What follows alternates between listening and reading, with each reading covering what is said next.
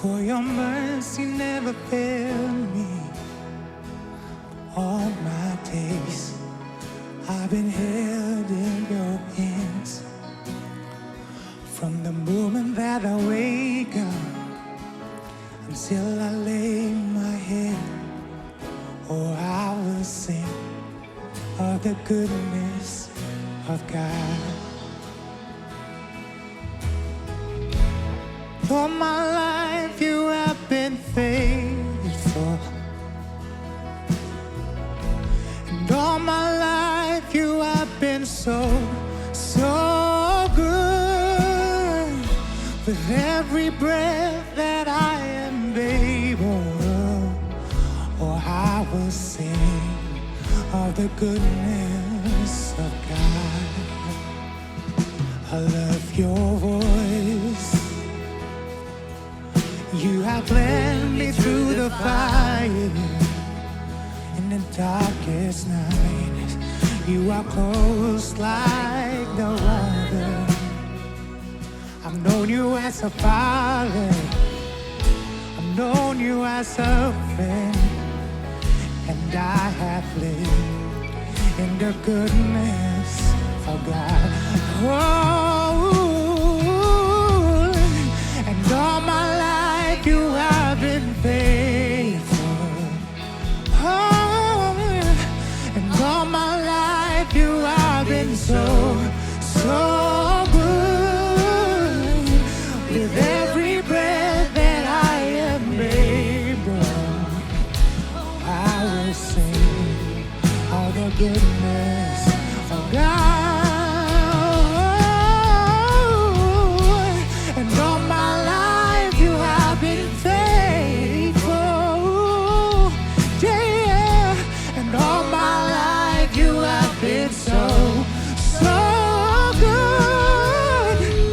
With every breath that I am able, oh, I will sing all the goodness of God.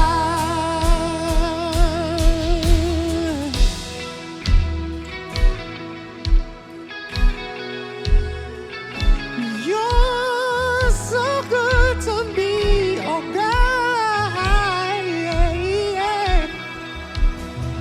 Oh.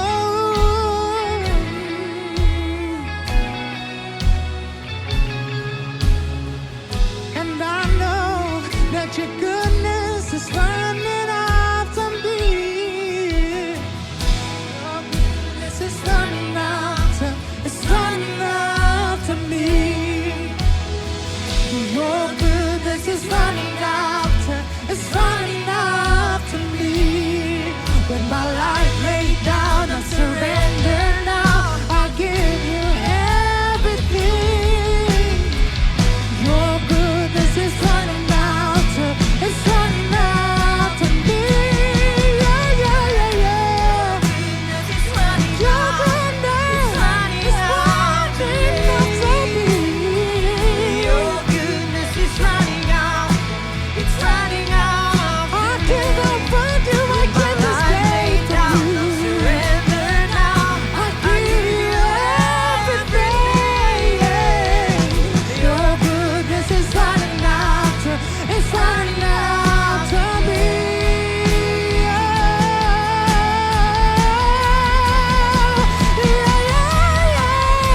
And all my life you have been faithful.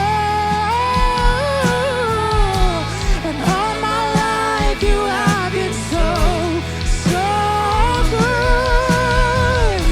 With every breath that I am able, oh, I will sing of the goodness of God. Yeah. And all my life you have been faithful, God. And all my life you have been so good. With every breath that I am able, I will sing of the goodness of God. I will sing of the goodness of God. I will sing of the goodness of God.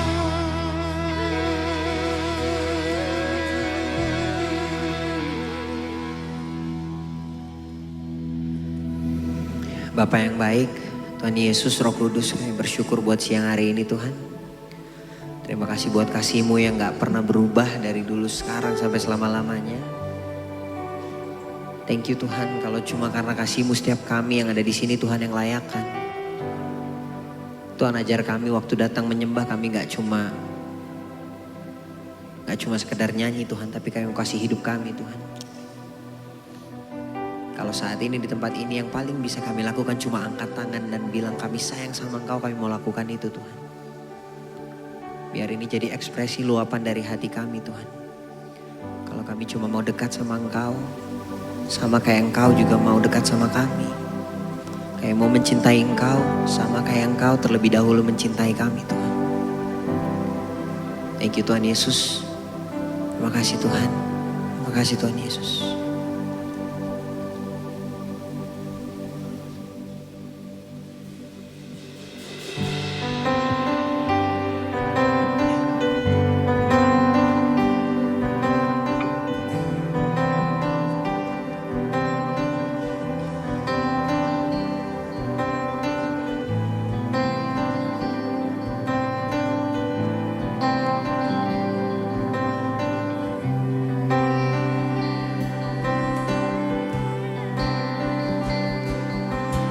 I can't get enough.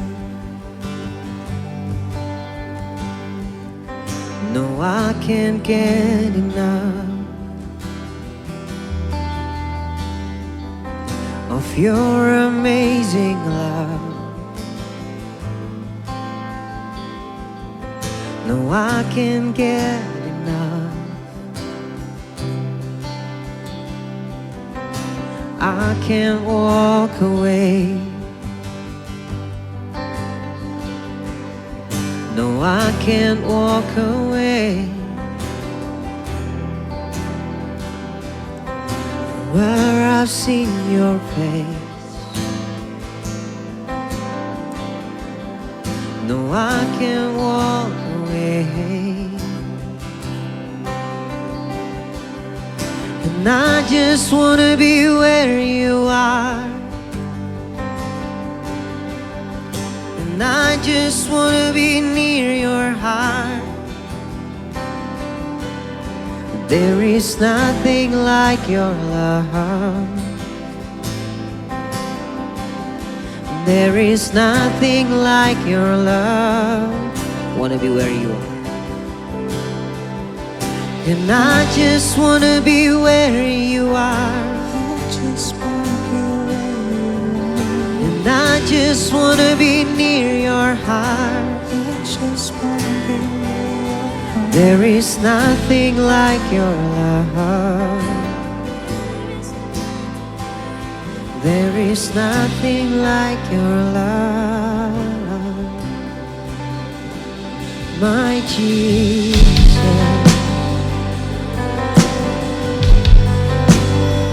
There is nothing like your love. Oh, Jesus.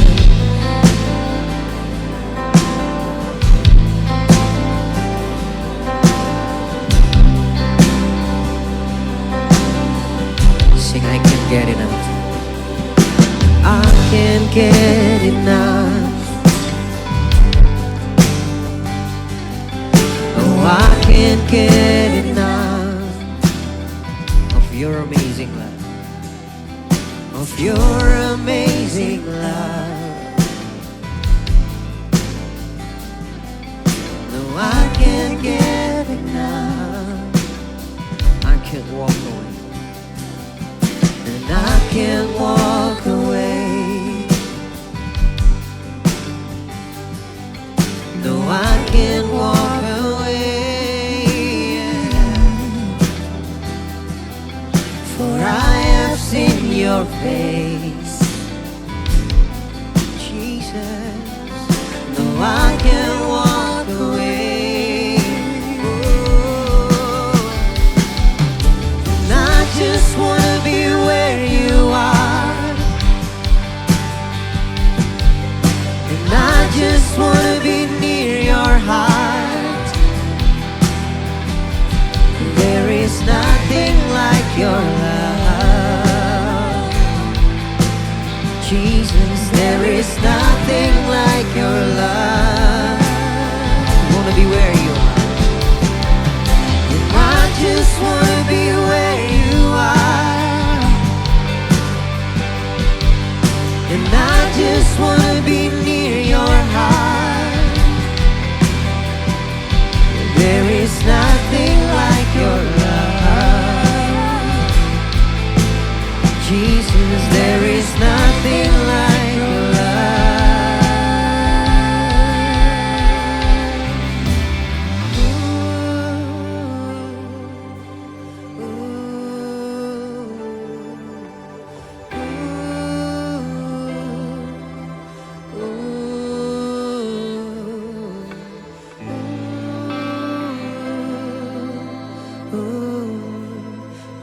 Jesus, I love you. Jesus, I love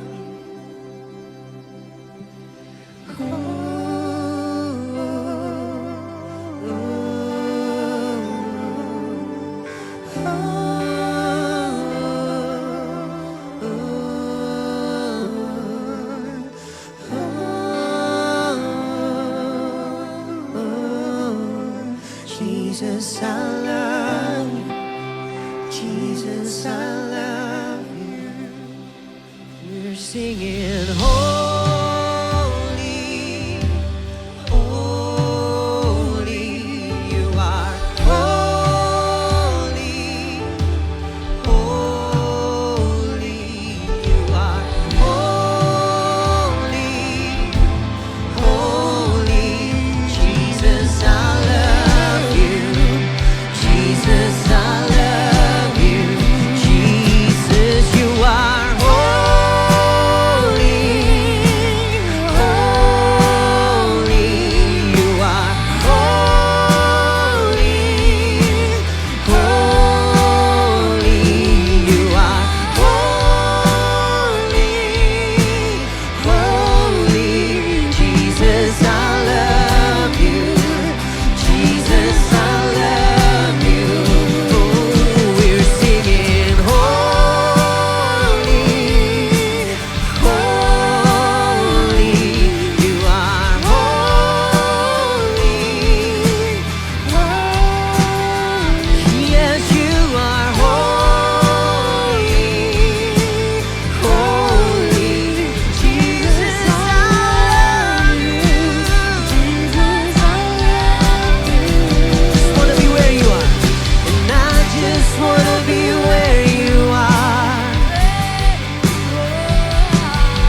and I just wanna be near your heart. There is nothing like your love, Jesus. There is nothing like your love. Just wanna be where you are. And I just wanna be where you are. I just wanna be you. And I just wanna be near your heart. There is nothing like your love.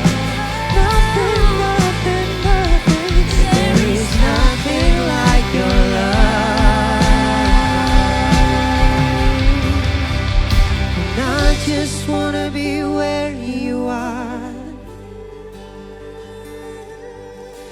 I just wanna be near your heart.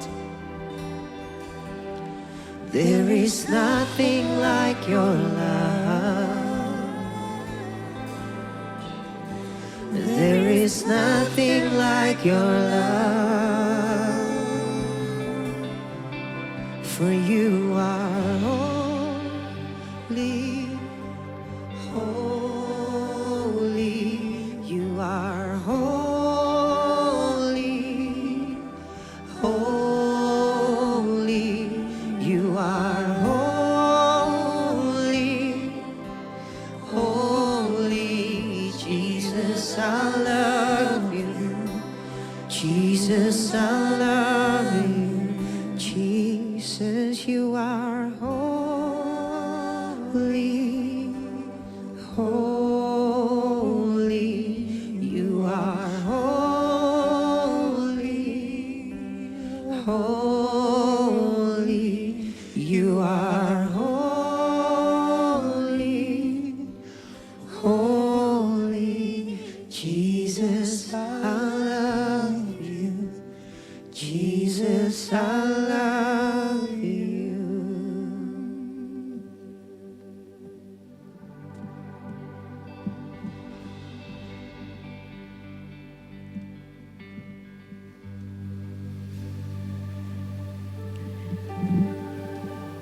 Bapa, kami bersyukur Tuhan kalau Engkau masih belum lelah untuk jalan sama kami Tuhan. Kalau Tuhan masih percaya kami bisa terus bertumbuh serupa sama Engkau Tuhan. Bapak, kami bersyukur Tuhan Kalau anugerahnya Tuhan, justru itu yang tuntun kami ke dalam kekudusan-Mu juga Tuhan. Tuhan, kami hari ini bertobat Tuhan kalau kami seringkali manfaatkan kebaikannya Tuhan. Bukan untuk hidup sesuai dengan kehendak-Mu, tapi justru punya agenda sendiri dengan mengatasnamakannya Tuhan. So hari ini Tuhan, aku berdoa biar setiap firman yang ditabur justru mengganti keakuan kami dengan segalanya Engkau Tuhan. Supaya kami bisa hidup sepenuhnya serupa dengan Engkau Tuhan. Berjalan terus sama Tuhan, menyadari kalau Tuhan dekat. Menyadari kalau Tuhan ada, Tuhan gak jauh. Tuhan, tutup bungkus setiap firman yang dibagikan Tuhan. Urapi lidah bibir hamba-Mu, anak-Mu Tuhan. Biar setiap kebenaran cuma jadi benih kerajaan sorga yang ditabur di hati kami.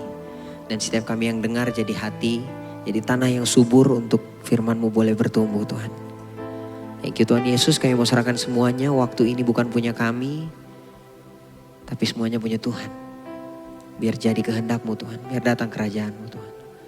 Terima kasih Tuhan Yesus. We love you so much, we love you so much. Haleluya. Amin. Amin. Silakan duduk. Selamat pagi. Di pagi yang sendu ini diiringi hujan gitu ya, dari pagi dingin-dingin gitu ya. Bersyukur kita boleh ada di tempat ini dalam keadaan yang baik buat memuji Tuhan, menyembah Tuhan dan dengar firman Tuhan. Hari ini kita akan mendengar firman Tuhan yang saya kasih judul The Hidden Gem of Love. Gitu ya, harta terpendam dari kasih. Saudara, bulan ini kita akan banyak bicara soal kasih. Minggu lalu Pastor Andi bicara soal Yohanes 3 ayat 16. Buat saudara yang belum dengar khotbahnya, gak ikut ibadahnya, saya sarankan buat cek di YouTube kita di Cactus Production. Karena begitu besar kasih Allah akan dunia ini sehingga Ia telah mengaruniakan anaknya yang tunggal supaya setiap orang yang percaya kepadanya tidak binasa melainkan beroleh hidup yang kekal. Minggu lalu kita belajar bahwa bukti dari kasih Tuhan adalah Yesus yang mati di kayu salib. Buat siapa? Buat saudara dan saya. Buktinya bukan sekedar kenaikan pangkat kita. Bukti kasih Tuhan bukan sekedar promosi, bukan sekedar kesehatan. Yes, itu berkat dari Tuhan. Tapi bukti kasih Tuhan yang utama adalah Yesus yang datang ke dunia disalib untuk tebus dosa kita.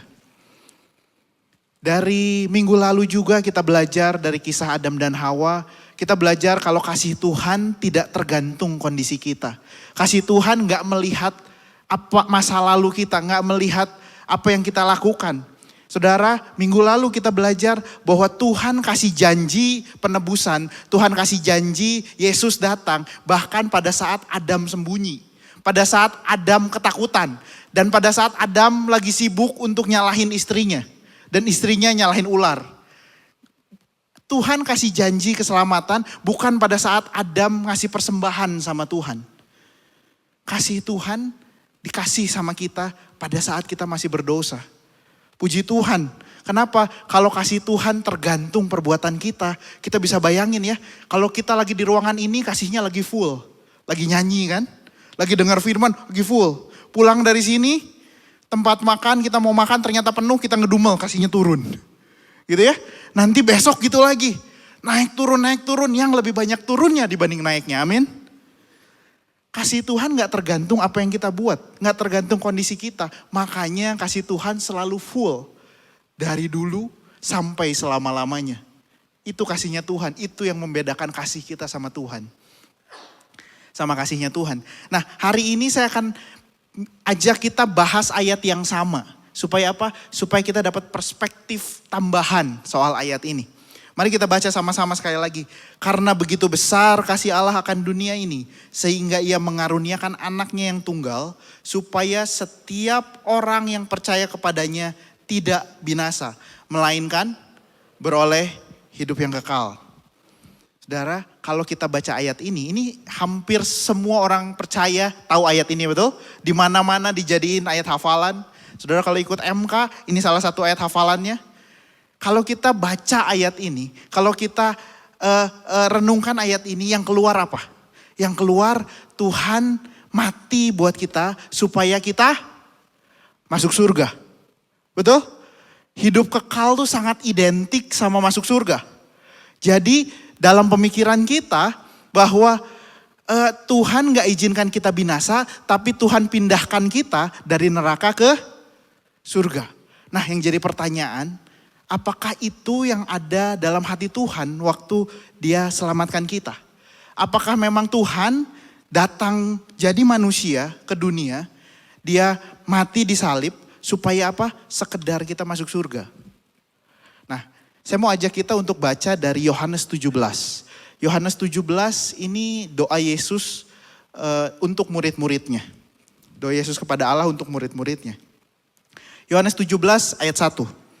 Demikianlah kata Yesus, lalu ia menengadah ke langit dan berkata, Bapa, telah tiba saatnya, permuliakanlah anakmu, supaya anakmu mempermuliakan engkau.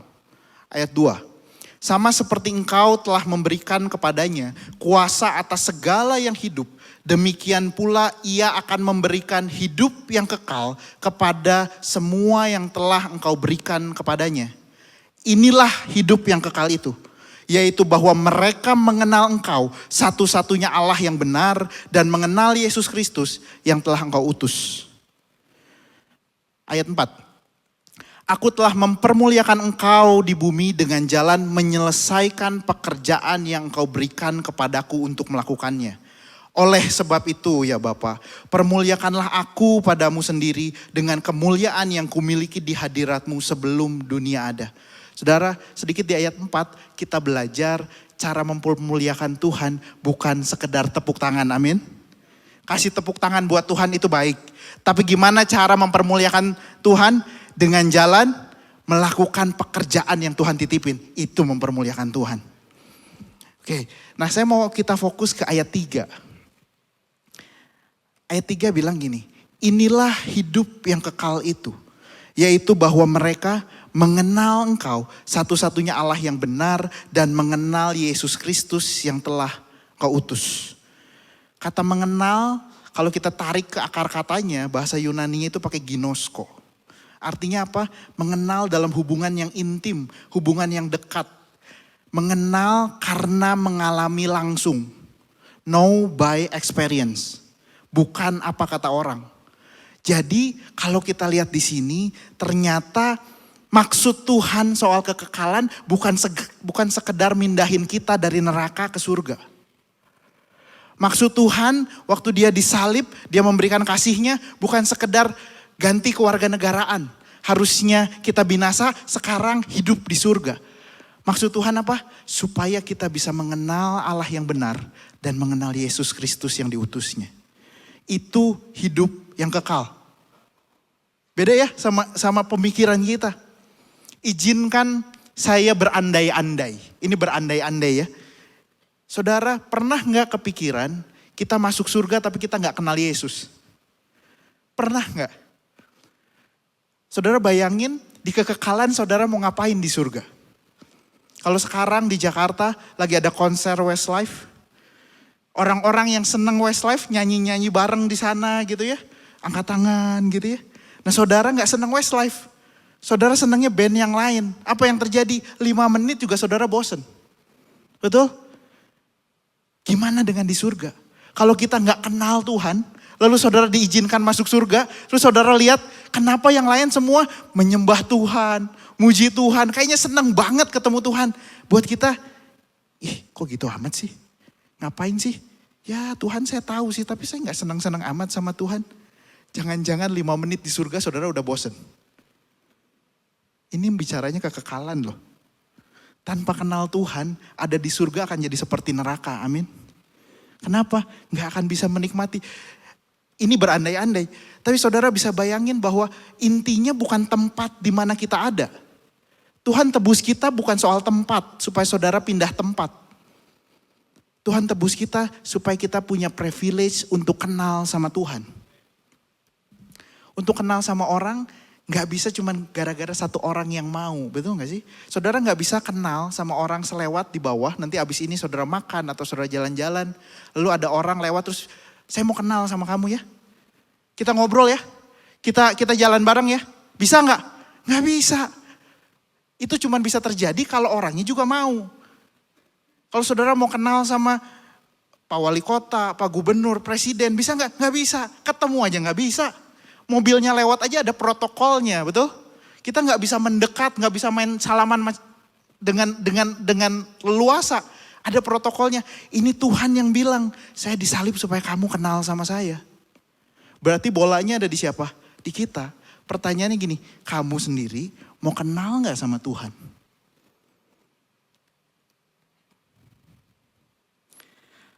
Kalau kita lihat kita renungkan Alkitab, sejak semula Tuhan adalah pribadi yang mau dikenal sama umatnya. Saudara, saya mau ajak kita untuk renungkan dari Keluaran 19 sampai 24. Saudara boleh catat ayatnya, renungkan di rumah, Keluaran 19 sampai 24. Ceritanya waktu itu bangsa Israel sudah keluar dari Mesir. Mereka sudah ngalami banyak hal, mereka sudah melihat tulah atas bangsa Mesir. Mereka udah ngalamin laut dibelah, mereka sudah ngalamin setiap hari dikirim makanan dari surga. Lalu suatu kali Tuhan menampakkan diri di Gunung Sinai. Musa naik bertemu sama Tuhan, terus Tuhan bilang, Musa kasih tahu bangsa ini. Kalau bangsa ini akan jadi bangsa yang khusus buat saya. Bangsa imam, bangsa yang kudus untukku. Kasih tahu. Lalu Musa turun kasih tahu ke tua-tua bangsa Israel. Hey, kita akan jadi bangsa yang kudus ya. Kita akan jadi bangsa spesial di mata Tuhan. Musa ketemu Tuhan lagi, terus Tuhan bilang, Musa persiapkan bangsa ini. Kasih tahu sama mereka, cuci baju mereka, kuduskan hidup mereka. Karena dalam 3 hari saya mau ketemu sama bangsa saya. Dalam 3 hari saya pengen ngomong langsung sama bangsa saya. Ini ya. Lalu Musa kasih tahu bangsa Israel.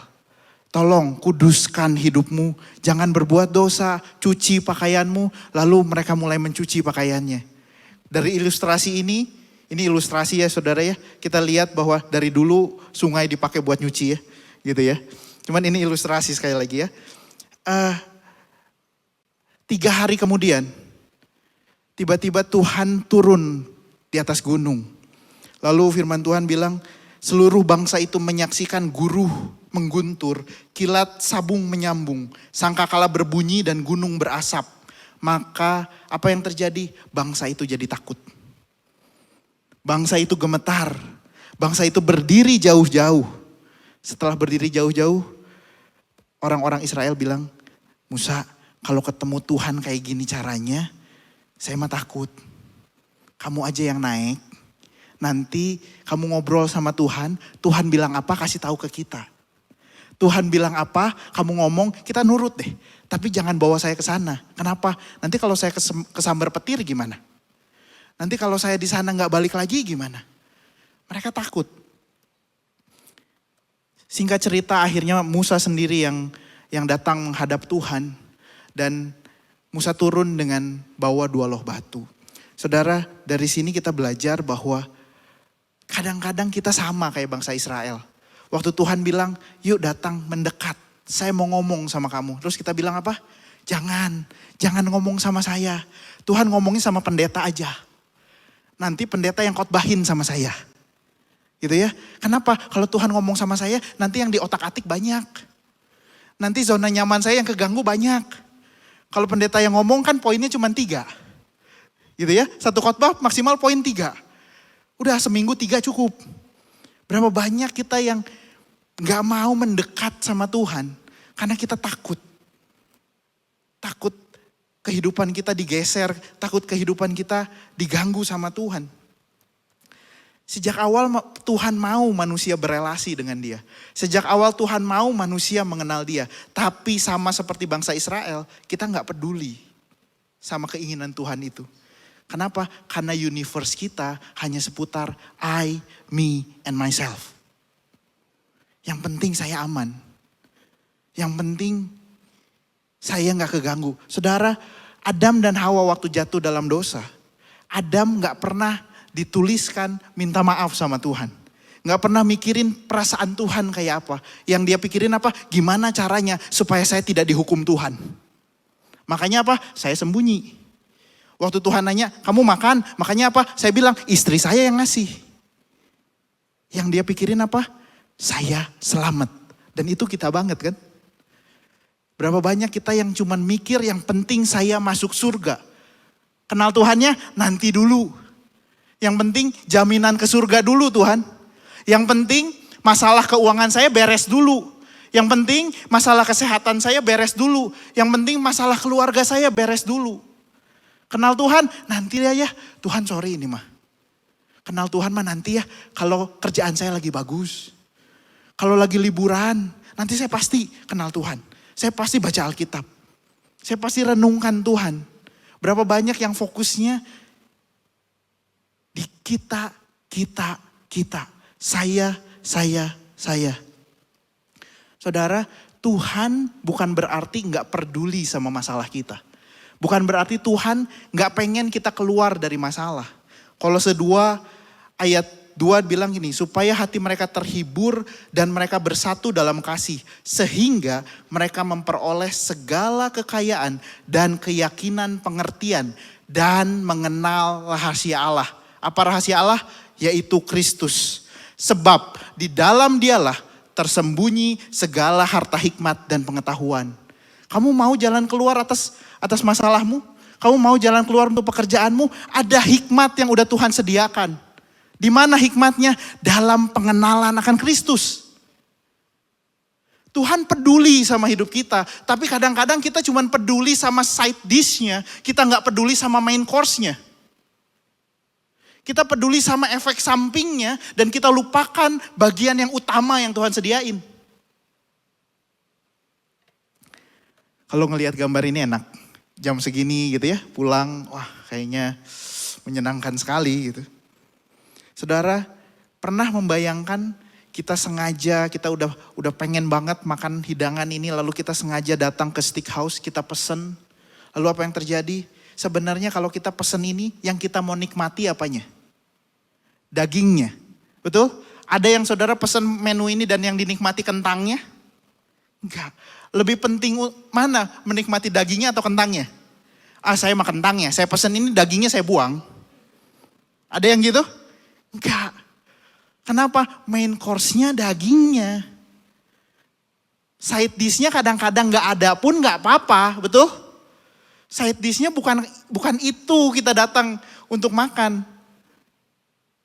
Tuhan udah kasih main course kamu, grand prize-nya bisa kenal Tuhan. Side dish-nya kamu dapat hikmat. Tapi kita kebalik. Cek doa-doa kita. Banyak mana? Waktu saya renungkan ini, saya bertobat dan saya bilang, ya Tuhan. Saya mulai berdoa tiap pagi gini, Tuhan mau ngomong apa ya? Ayo Tuhan, saya pengen kenal Tuhan lebih jauh. Cek doa kita, lebih banyak pengen kenal Tuhan atau lebih banyak Tuhan, tolong berkati saya mau ujian. Tuhan, tolong berkati saya, anak-anak mau bayaran uang sekolah. Kadang-kadang kita fokus sama side dish-nya. Dan kita bilang main course-nya mah nanti aja lah. Kalau sempet. Padahal kalau saudara lihat 2 Petrus 1 ayat 3 sampai 4 bilang ini. Karena kuasa ilahinya telah menganugerahkan kepada kita segala sesuatu yang berguna untuk hidup saleh. Oleh apa? Oleh pengenalan kita akan Dia. Kadang-kadang kita mikir kenapa saya gagal terus untuk ikut firman Tuhan. Kenapa saya jatuh lagi dalam dosa. Kenapa saya gak bisa nurut sama firman Tuhan. Kurangnya apa? Kurang pengenalan akan Dia. Dibilang gini, kalau kita kenal Dia maka segala sesuatu untuk hidup saleh ada sama kita. Saleh itu bahasa Inggrisnya godly. Artinya apa? Seperti Tuhan. Gimana caranya supaya kita bisa bertumbuh jadi seperti Kristus? Kenal Tuhan. Kenal Tuhan.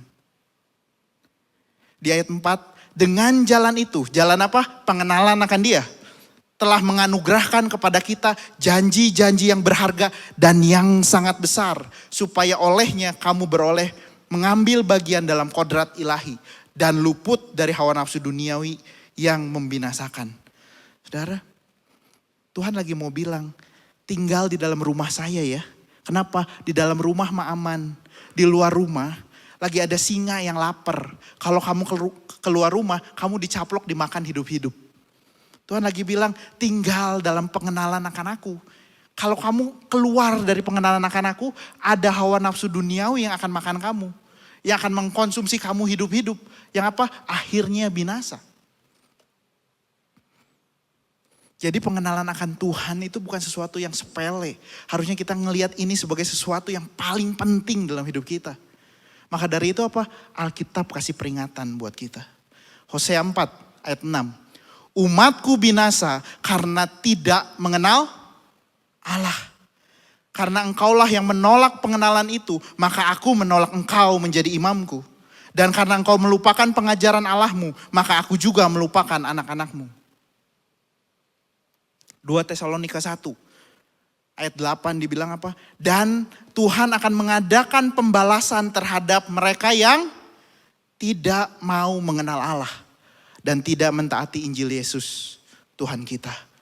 Saudara, tapi kan Pak, di ayat yang pertama dibilang orang yang percaya tidak binasa melainkan beroleh hidup yang kekal. Kalau kita boleh sambungkan ayat-ayat ini, garis merahnya apa?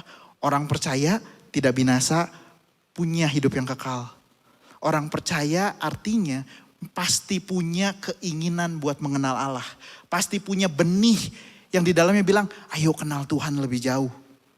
Waktu kita terima kasih karunia, kita cuman bukan di stempel, sekarang kamu warga negara surga. Bukan, tapi kamu dikasih benih, dikasih keinginan, dikasih akses untuk kenal Tuhan.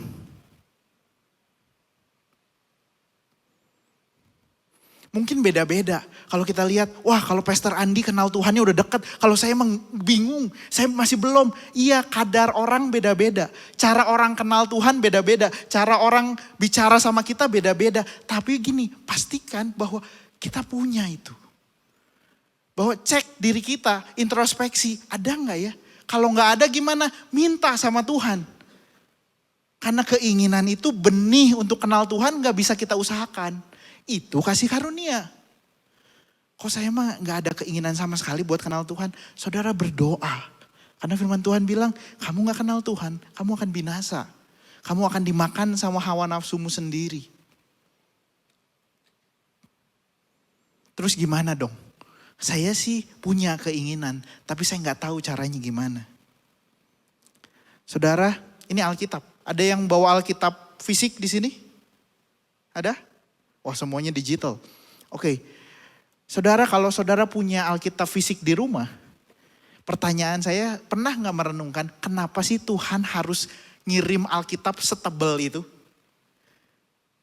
Sampai kita bacanya aja udah terintimidasi. Betul gak sih? Itu Alkitab adalah buku tertebal yang ada di rumah saya dengan font terkecil.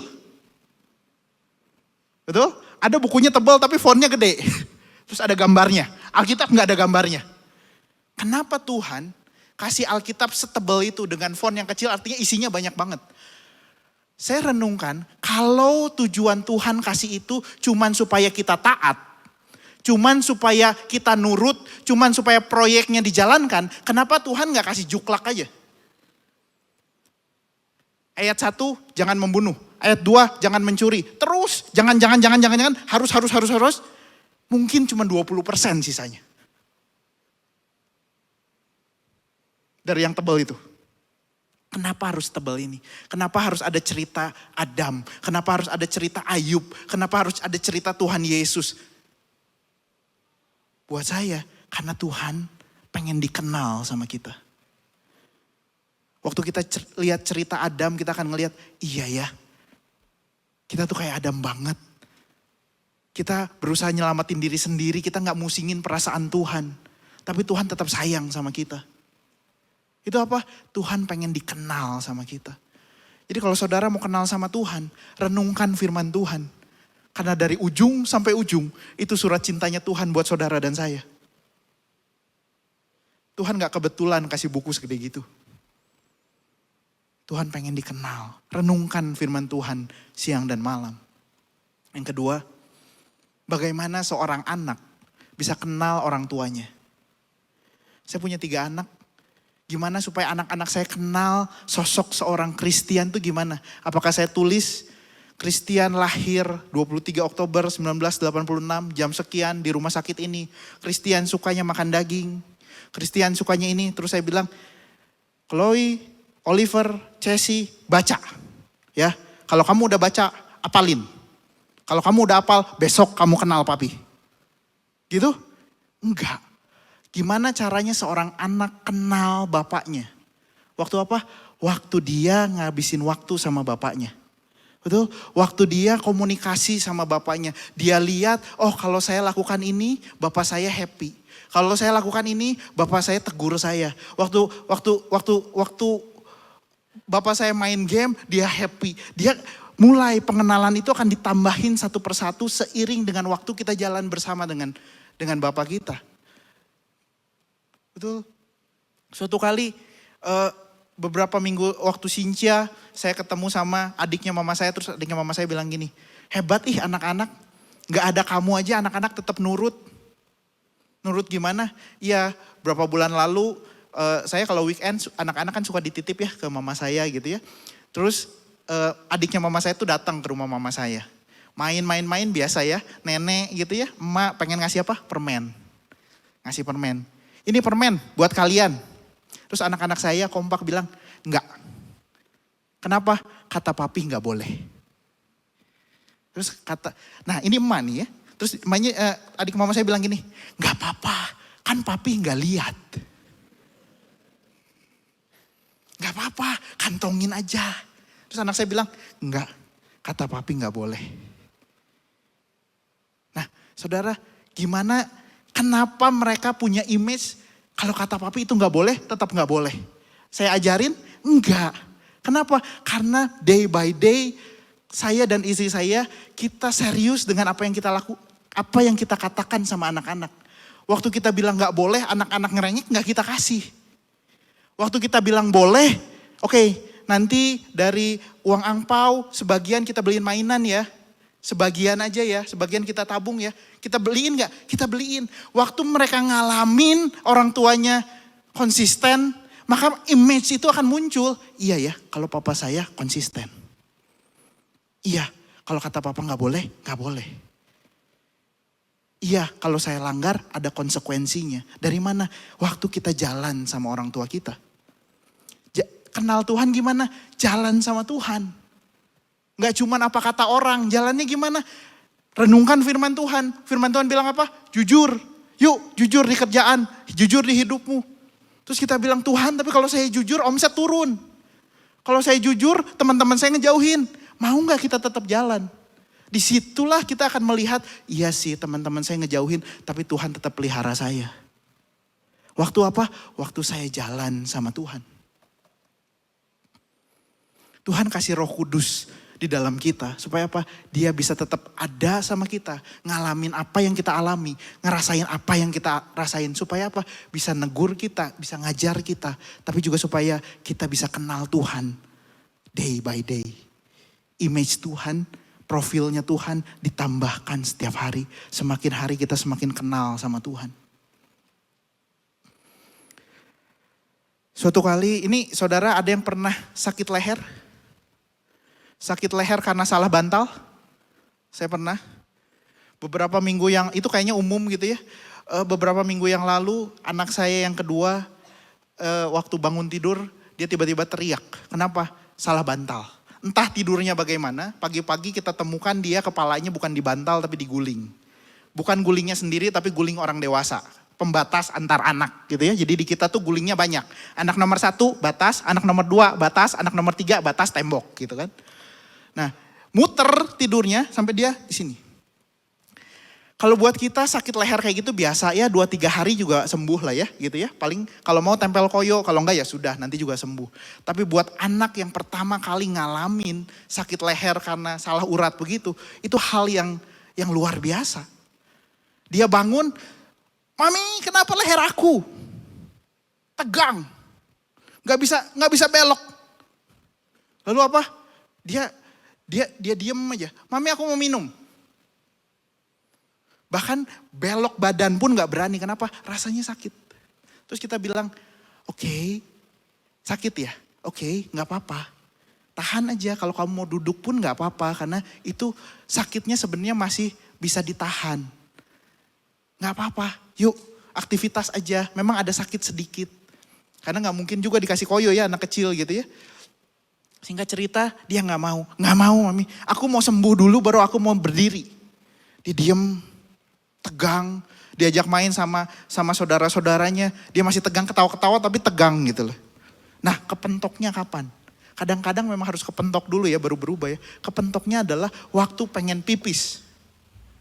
Udah bayangin di kasur berjam-jam pengen pipis. Jadi hari itu hari Minggu, hari itu kita gak ke gereja karena apa? Ada yang sakit leher. Jam 12 siang dia mulai pengen pipis karena dari pagi belum ke WC kan. Dari semalam gitu ya. Terus dia teriak, papi aku mau pipis. Ya yuk berdiri dibantuin.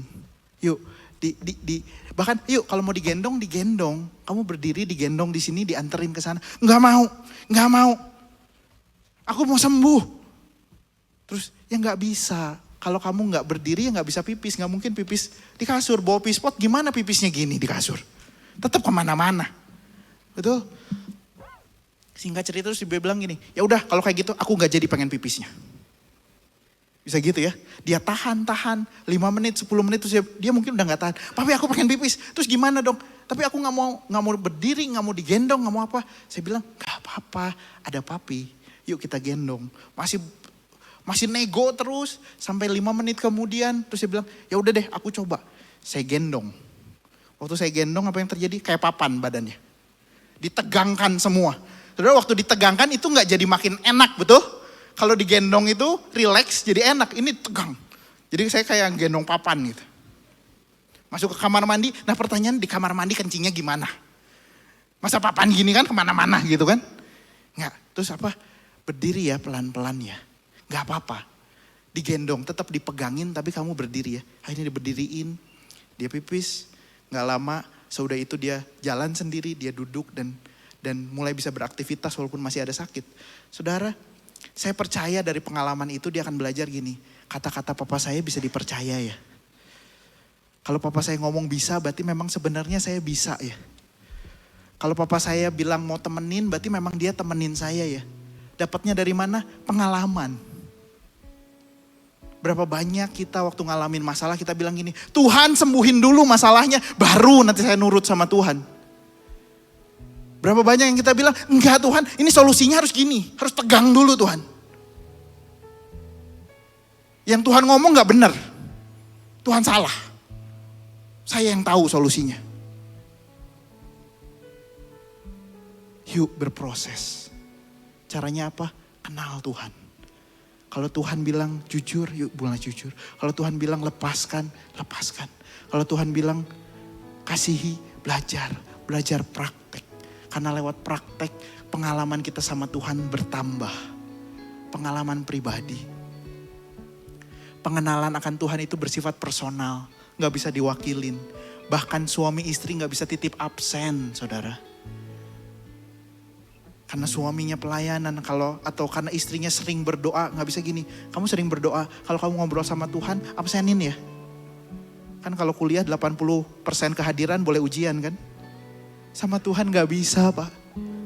Anak saya yang nomor 2 ngalamin sakit leher. Itu pengalaman yang berbeda sama dia. Dibanding 2 saudaranya cuman lihat. 2 saudaranya ada di situ. Bantuin, menghibur. Tapi pengalaman dia sama 2 saudaranya beda. Mau gak punya pengalaman sama Tuhan? Bangsa Israel melewatkan pengalaman pribadi ketemu Tuhan. Dan minta Musa aja yang wakilin. Gimana dengan kita? Mau gak kita ketemu Tuhan? Kenal Tuhan pribadi lepas pribadi. Yeremia 9 bilang ini. Beginilah firman Tuhan. Janganlah orang bijaksana bermegah atas kebijaksanaannya. Janganlah orang kuat bermegah karena kekuatannya. Janganlah orang kaya bermegah karena kekayaannya. 24. Tetapi siapa yang mau bermegah, baiklah ia bermegah karena yang berikut, bahwa ia memahami dan mengenal aku.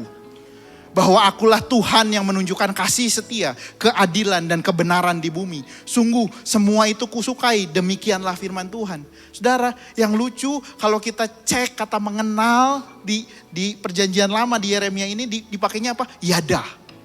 Yang artinya apa? Know by experience. Kalau saudara mau banggain sesuatu dalam hidupmu, apa yang kita banggain? Bukan kekayaan, bukan kepintaran, bukan semuanya, tapi apa? Pengalaman kita bersama Tuhan. Karena itu yang Yesus bayar di kayu salib. Supaya kita bisa mengenal Tuhan.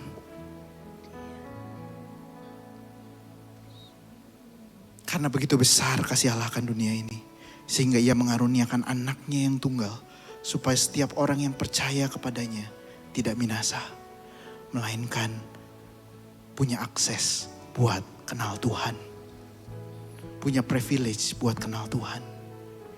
Yuk jadi murid-murid yang mau mengenal Tuhan. Saya ajak kita untuk ambil waktu buat merenung sebentar. Tuhan.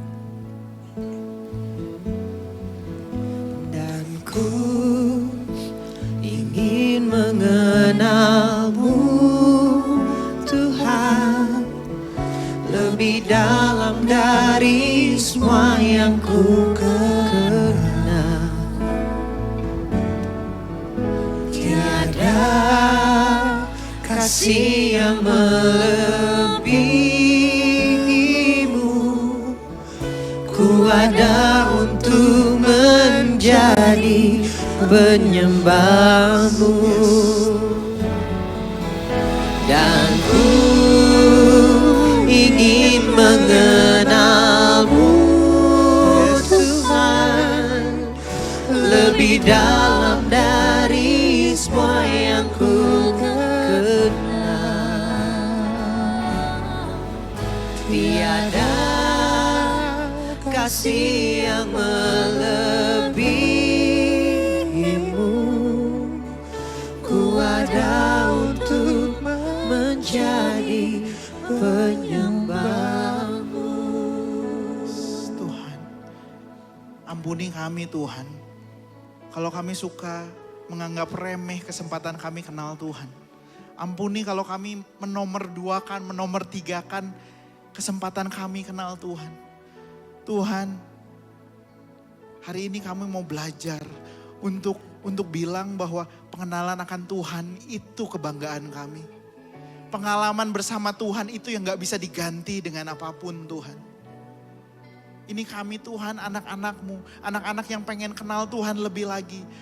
Roh Kudus bicara sama kami satu persatu, pimpin setiap hidup kami Tuhan. Sehingga setiap langkah kami, semakin kami mengenal Tuhan, semakin kami mengenal kasih Tuhan.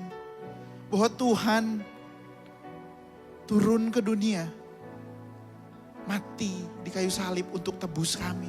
Supaya kami boleh mengenal Bapa yang benar, mengenal Allah yang benar, dan mengenal Yesus Kristus yang Kau utus. Terima kasih Tuhan. Terima kasih Tuhan. Kalau sebentar kami juga mau memberikan persembahan. Biar kami memberi dengan hati yang benar. Kami memberi karena kami sadar bahwa semua ini milik-Mu Tuhan. Pakai persembahan ini Tuhan untuk memperluas kerajaan-Mu di muka bumi Tuhan.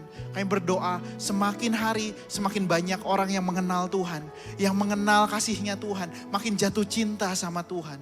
Terima kasih Tuhan. Dalam nama Yesus kami telah berdoa dan bersyukur. Amin.